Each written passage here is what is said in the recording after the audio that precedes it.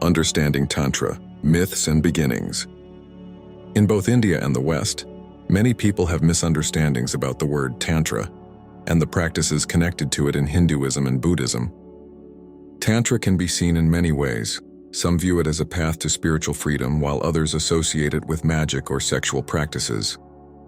Because tantric traditions are so diverse, it's hard to describe them in a single definition without leaving out important details. People have also tried to figure out when tantric traditions first began.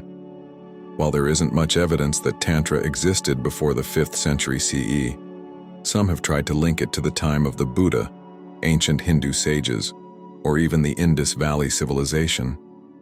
From the research that exists, it seems that the first clearly recognizable tantric traditions appeared within Hinduism around the middle of the first millennium CE. Since there are very few historical records from India during the first half of the first millennium CE, it's difficult to know exactly when Tantra started. However, evidence suggests that the earliest tantric practices came from the Vaishnava branch of Hinduism around 500 CE. Tantrism, how the tantric traditions spread. Tantrism, or the tantric traditions, started in India during the first millennium CE, particularly in regions like Bundelkhand. From there, these traditions spread to other parts of India and even received support from rulers, such as the Khmer Empire in Cambodia. Although many tantric images show female goddesses, scholars note that these traditions were mostly led and controlled by men. After beginning in India, tantric traditions quickly spread to Nepal, Central Asia, East Asia, Southeast Asia, and eventually to the West. They also influenced other religions, including Jainism, Sikhism, Tibetan Bon, Taoism, and Japan's Shinto tradition. During this period, Hinduism itself changed a lot. It moved from the ancient Vedic practices to the more classical forms we know today. Both tantric and bhakti, devotional movements, grew during this time.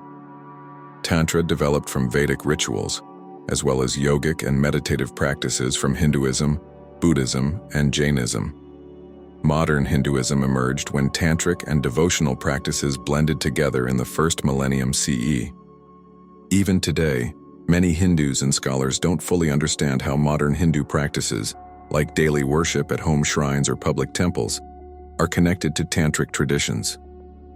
This is partly because the rich texts and rituals of Hinduism were not widely studied until recently. Although Tantra has influenced most Hindu traditions, this article focuses on Hindu groups that specifically call themselves tantric. Tantrism, while originating in Hinduism, is not limited to it. Early Hindu tantric practices strongly influenced Mahayana Buddhism in South Asia, which led to unique Buddhist tantric practices. They also had effects, though less obvious, on Jainism and other religions. By the 7th century CE, Buddhist tantric traditions had spread across Southeast, East, and Central Asia, inspiring distinct traditions in Tibet, China, Japan, and beyond. These influences helped shape Tibetan Bon, Taoism, and Shinto practices. Misunderstandings about Tantra. Tantric traditions in Hinduism and Buddhism are often misunderstood. For centuries, Tantra has been linked with magic, unusual rituals, and sexual practices, which has given it a reputation as dark or dangerous. Some forms of Tantra, called left-handed, Vamakara, involve practices that challenge social norms, including sexual and intense ritual acts. Because of this, many people in South Asia now associate the word Tantra with black magic, trickery, or strange rituals. In modern language, Tantra mantra has even come to mean mumbo-jumbo or nonsense, similar to how abracadabra is used in English. Popular culture reinforces these misconceptions. For example, some horror films in India use the term Tantra mantra in their titles.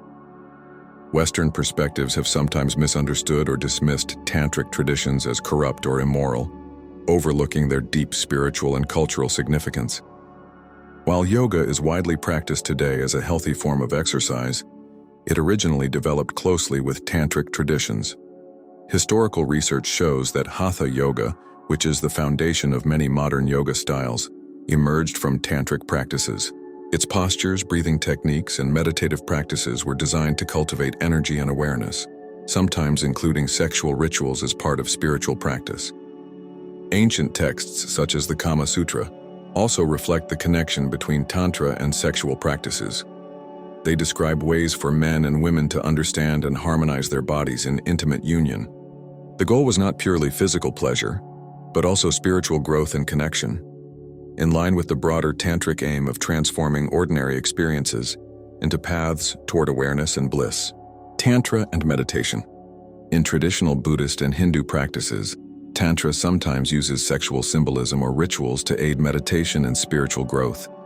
These practices are meant to connect the physical body with spiritual awareness. While sexual energy may be involved, the main focus of Tantra is not just sexual pleasure. Instead, it emphasizes embracing your body, increasing awareness, and experiencing deeper sensations, either alone or with a partner. Over time, the idea of tantric sex has been influenced by other spiritual traditions like Taoism and Western esoteric practices. In its original Hindu context, tantric sex is a slow and mindful practice. The goal is not simply enjoyment, but using sexual energy to promote healing, personal growth, and spiritual awakening. Some practitioners believe that these techniques can also help with sexual issues such as early ejaculation or difficulty maintaining an erection. Understanding your own body.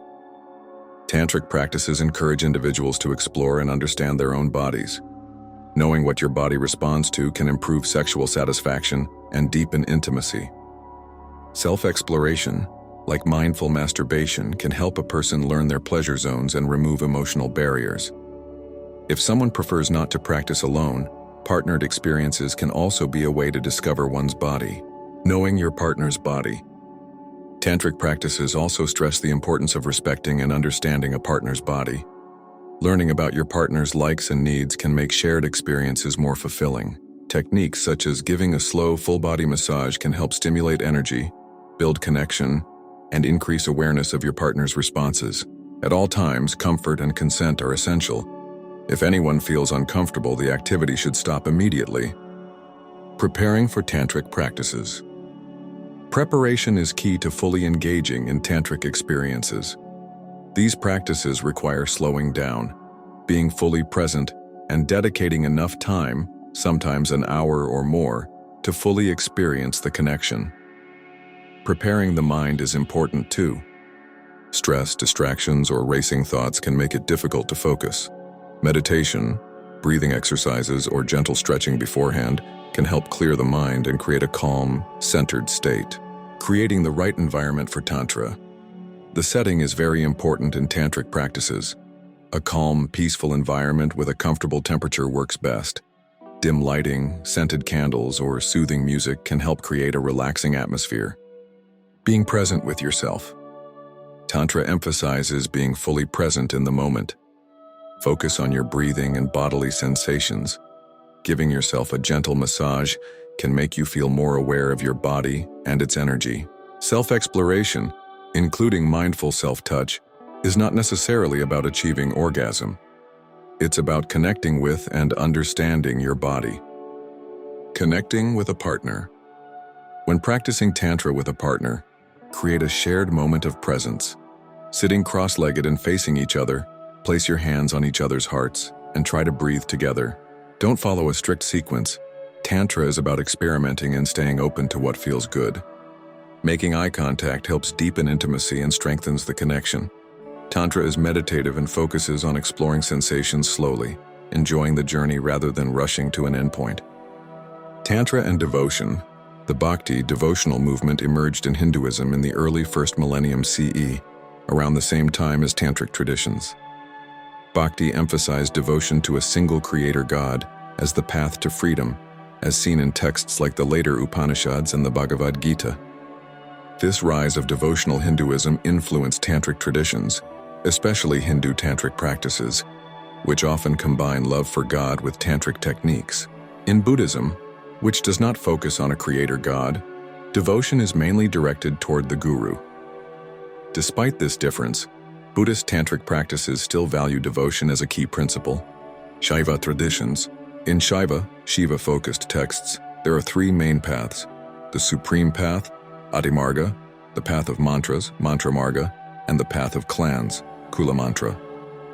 Early ascetic communities such as the Pashupatas, Lakulas, and Kapalikas, around 2nd–5th century CE, were responsible for developing many tantric practices. These groups sought spiritual freedom and were believed to possess special powers. The antinomian Kapalika tradition, in particular, influenced both Hindu and Buddhist tantric lineages.